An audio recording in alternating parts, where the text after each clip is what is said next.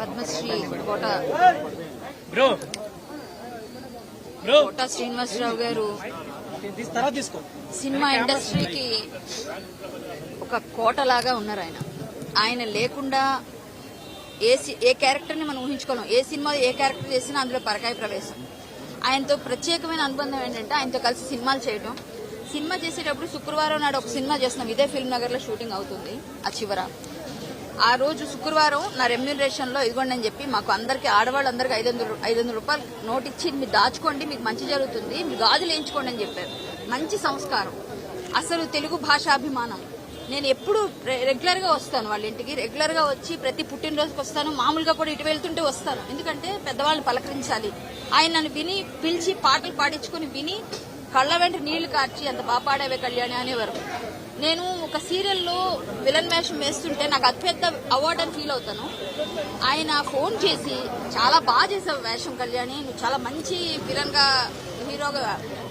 హీరోయిన్లకి ధీటుగా సీరియల్స్ లో బాగా చేస్తున్నావు, నువ్వు సినిమా అటు బుల్లితెర ఇటు వెండితెర అని చెప్పి నన్ను అప్రిషియేట్ చేశారు. నాకు నంది అవార్డు వచ్చింది అదే సీరియల్ కి. కానీ ఈయన ఇచ్చిన కాంప్లిమెంట్ నేను ఎప్పటికీ కూడా అలా ఫోన్ రికార్డ్ పెట్టుకున్నాను. మొన్న కాల్ చేసి ప్రతి పుట్టినరోజుకి వస్తాను, ఈ రోజు నేను విజయనగరంలో ఉన్నానండి గురువు గారు, మళ్ళీ వస్తానని చెప్తే వచ్చాక వద్దులే ముందు పని చూసుకో అన్నారు. రాగానే ఇలా అయిపోయింది. కానీ నేను ఫేస్బుక్ లో పోస్ట్ పెడితే అది వేలల్లో వెళ్ళిపోయింది. ఆయనకున్న అభిమానులు అలా ఉన్నారు బయట.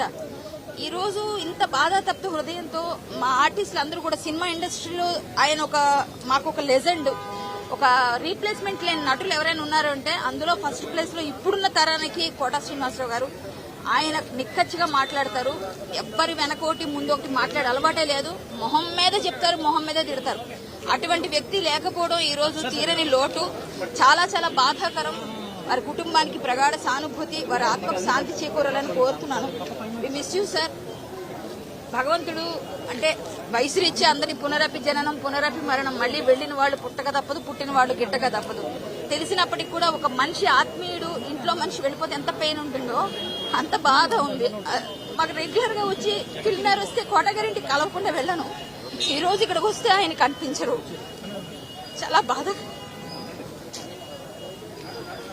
మరిన్ని ట్రెండింగ్ వీడియోల కోసం న్యూస్ 18 తెలుగు యూట్యూబ్ ఛానల్ ను సబ్స్క్రైబ్ చేసుకోండి.